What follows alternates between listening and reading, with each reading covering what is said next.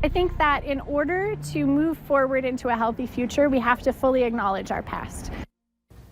There was a renewed push to build a monument honoring a black man lynched in Grand Forks. The city council approved the project more than 20 years ago, but it fell by the wayside. Valley News Team's Joshua Piguero tells us why there's so much support to remember the city's dark history.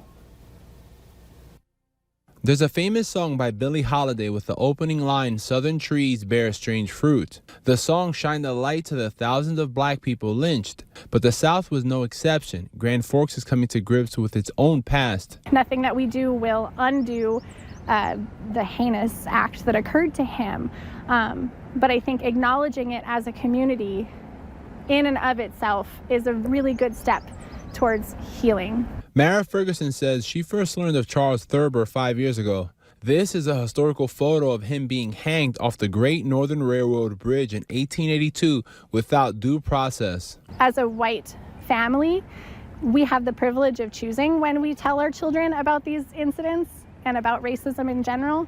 That's not a privilege that's afforded to Black and Indigenous people of color. Historical records show Thurber was the first person who was hanged in North Dakota. At the time, the state was still considered a territory. The Grand Forks City Council approved the memorial for Thurber in 1997, but then the Great Flood happened and the funds dried up. Ferguson was able to raise more than $3,000 in 22 hours with a GoFundMe. The more we talk about it and the more we normalize talking about it with our kids, the more hope we have for a more equitable future. Thurber was accused by 2 white women of attempted rape. Within 16 hours of the accusation, he was lynched. Both women later confessed to lying about the incidents, according to state records. Thurber was buried in an unmarked grave, and records show he had no mourners. In Grand Forks, Joshua Piguero, Valley News Live. Mara Ferguson says once a memorial for Charles Thurber is built, she plans to hold a community memorial service, something he didn't get when he was lynched.